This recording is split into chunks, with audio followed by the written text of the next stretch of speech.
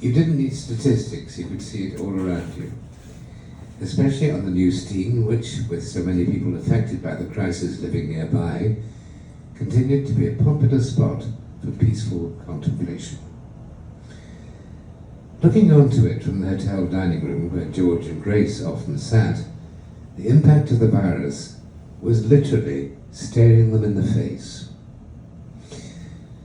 But more heartbreaking than this even, in the months that had passed since Grace's hotel had become a kind of hospice, they'd said their final goodbyes to several close friends in town and in London. Of course, the cause of death hadn't always been put down to AIDS, but for a community which was used to talking in secret code and euphemisms, cases of liver cancer, stomach cancer were just part of a new lexicon that everyone was getting used to. Yet the horror of it all didn't always stop once a person died.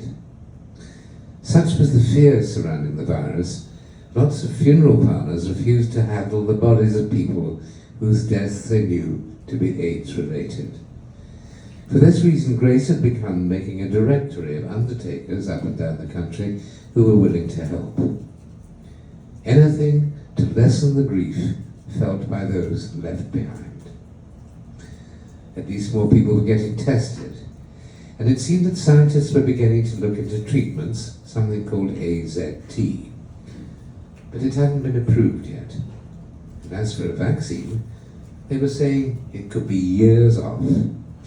That the best we could do in the meantime was to try and contain the spread of the virus itself. A fact which even those laggards in Downing Street seemed to have finally grasped, with the launch of a new campaign that the papers had been full of recently.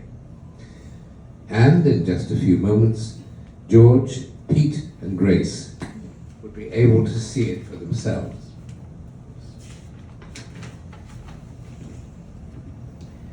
Alerted to the TV by the sound of thunder, it was clear that the advert had begun.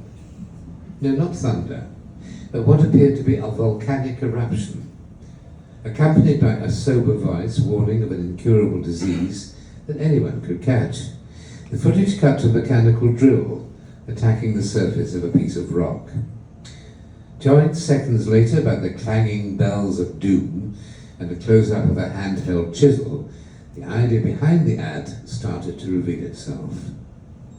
The rock was a granite tombstone, and the letters being etched into its surface spelled AIDS, AIDS. But perhaps even more terrifying was a message which would strike fear into the hearts of every heterosexual in the land, that although the disease was currently only affecting small groups, it was spreading.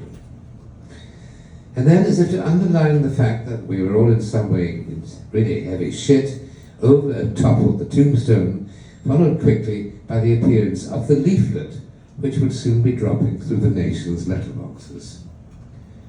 Jesus, thought George, not only was this thing going to kill you, but when you die, they're going to desecrate your grave and cover it in junk mail. Ending with the plea that everyone should read the information inside the door drop, the thinking behind the campaign also became clear. Don't die of ignorance. In short, failure to educate yourself about the disease could potentially lead you to having an early appointment with the Grim Reaper. But wait, there was more. Just when you thought it was safe to come out from behind the sofa, a bouquet of lilies fell from the sky. More than that even. To add insult to injury, it looked like one of those bunches which had been picked up last minute from a petrol station. Yet before George could share his artistic critique, Pete reached for the remote, turned off the TV, and gave his own succinct review. "Fuck," he shouted, throwing the controls to one side.